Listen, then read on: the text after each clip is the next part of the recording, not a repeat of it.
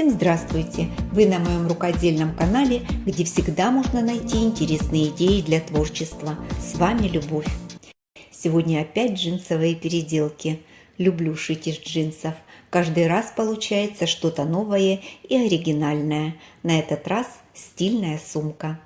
На моем канале много видео по пошиву сумок. Для удобства собрала их в один плейлист. Заходите, смотрите, вдохновляйтесь и шейте вместе со мной. Сегодня ко мне на переделку попали женские джинсы. Они стрейчевые, и ткани для повторного использования не так много. Поэтому сумка будет средних размеров. Подкладку сделаю из мужской рубашки. Ткань в полоску на подкладке хорошо будет смотреться. Швы от джинсов в переработке выглядят оригинально. Я их отрежу и оставлю для следующих проектов. Сегодня мне понадобится только обычная ткань, поэтому джинсы решила не распарывать, а просто вырезать то, что подойдет для проекта. Стараюсь вырезать как можно больше ткани, иногда каждый сантиметр имеет значение. Выкройка очень простая. Вставлю слайд с размерами деталей. Можно остановить видео и посмотреть подробно.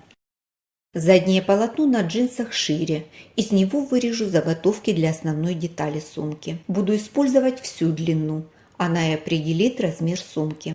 На второй половинке делаю такую же разметку. Вырезаю. Получилось два прямоугольника 68 см длиной и 17 см шириной. Отталкиваясь от этих размеров, буду кроить остальные детали сумки. Ткань перед пошивом всегда проклеиваю флизелином или дублерином. Если ткань подготовить таким образом, она становится плотнее и лучше держит форму. И при этом внешний вид ткани меняется, она выглядит как новая. Заготовки соединила. Это и будет основная деталь сумки. Размер получился 32 см на 68 см. Ручки для сумки вырежу из передней части джинсов. Разметку сделаю со стороны низа. Заготовки получились 7 см шириной и 50 см длиной. Их я тоже проклеила флизелином. Сразу сошью ручки. На основном полотне сделаю разметку. От бокового среза отступлю 8 см, от верхнего 5 см. Это место для крепления ручек. Ручки я сделала самые простые, но края слегка размахрила, чтобы они подошли к задуманному стилю сумки. Ручки нужно закрепить. Сделаю я это на швейной машине. Картошку в сумке носить не планирую, но пришить покрепче будет не лишним. Самый надежный способ – это конвертик. На одной из сторон между ручками пришью декор. Его я тоже выпорола из джинсов. Ручки заняли свое место. Размер конвертика можно сделать и больше. Главное условие, чтобы до края детали осталось пару сантиметров для обработки среза. Разделю заготовку на две равные части. Дно сумки хочу укрепить. Для этого буду использовать обычный синтепон. Полоску нужной ширины складываю в 3 слоя и хорошо проутюживаю. Синтепон хорошо сутюживается. Он потерял объем, но стал плотный и хорошо держит форму. Закреплю заготовку по центру основной детали. Сделала отстрочку. Все лишнее срежу. Ширина дна будет 12 см. Джинс у меня светлый, и на нем хорошо будет смотреться отделка из белых ниток. Теперь боковые детали. Их я вырежу из верхней части переда. Размечу прямоугольник 28 на 14 см. Слегка скруглю углы. С каждой стороны поставлю метки на расстоянии 10 см. С этого края заготовка будет уже. Уберу по 1 см с каждой стороны и соединю полученные наметки. Вырезаю. На этих деталях я добавила припуски для стачивания 1 см. Проклею флизелином. Припуски оставлю свободные.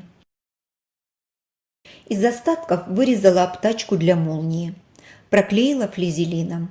Длина деталей 31 см, ширина 6 см. На обратную сторону джинса не хватило, поэтому детали вырезала из подкладочной ткани. Молнию взяла светло-серого цвета. Длина должна быть не менее 45 сантиметров. Обработала молнию обтачкой. Отделочную строчку проложила белыми нитками. На передней панели сумки не хватает декора. Сделаю его тоже из джинса. Одну сторону проклею флизелином. На такой декор меня вдохновил логотип известного бренда Chanel. Решила и себе сделать что-то похожее. Шаблон обвела на ткани и вырежу по контуру как можно ровнее. По краям деталей добавила бахрому. Сделать ее очень просто. Если из полоски джинсовой ткани убрать долевые нити, получится бахрома белого цвета. Отделочные строчки на сумке тоже белые, и такая бахрома мне подойдет идеально. На бахроме сделаю рваный край, так будет выглядеть более естественно. Пришивать декор буду по центру. Чтобы закрепить детали, использовала очень мелкую строчку. Длина стежка всего 1,5 мм. Край детали не обработан, и такая строчка закрепит его. После зубной щетки бахрома выглядит еще естественней, как после стирки. Дальше подкладка. Рубашечная ткань тонкая, такую на подкладку не поставишь. Поэтому простегала ее с синтепоном. На ткани рисунок полоска, и сюда идеально подошли просто прямые параллельные линии. Стеганые заготовки проутюжила. Синтепон потерял свой объем, и теперь ткань для подкладки хорошо держит форму. Вырезала подкладку для основной детали.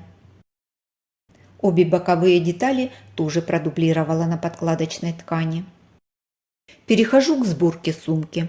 Чтобы сумка выглядела симметрично, совмещу центры боковых деталей с центром основной детали. Затем соединю края. Продолжила по всему контуру детали.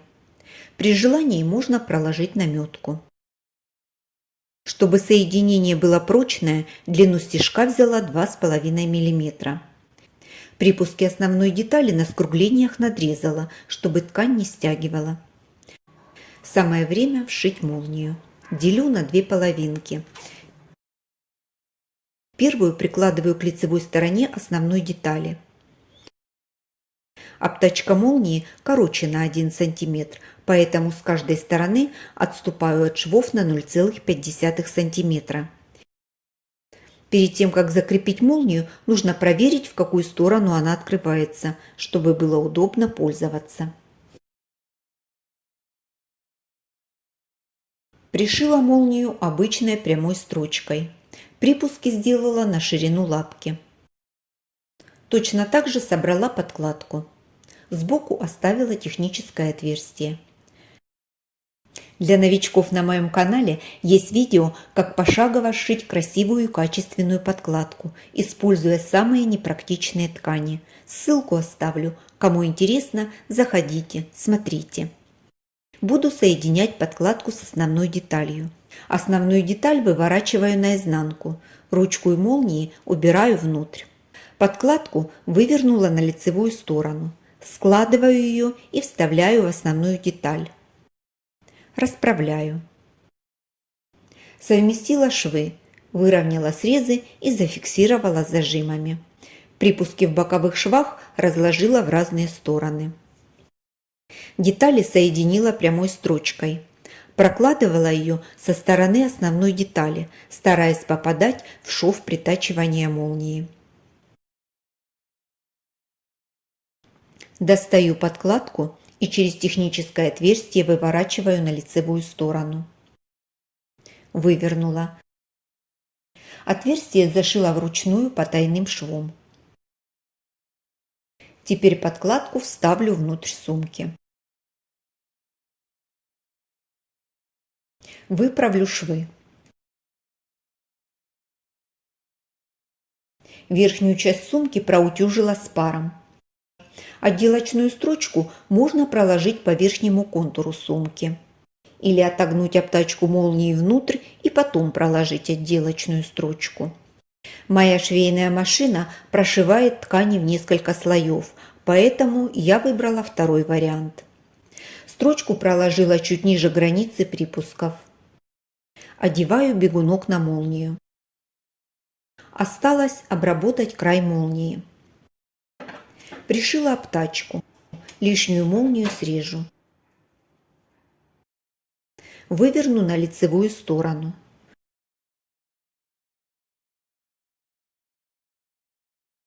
Подогну край и сделаю отстрочку.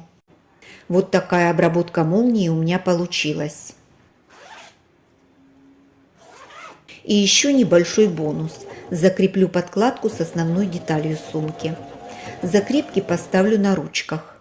По верхнему краю конвертика прокладывала только одну строчку. Теперь добавлю еще пару строчек.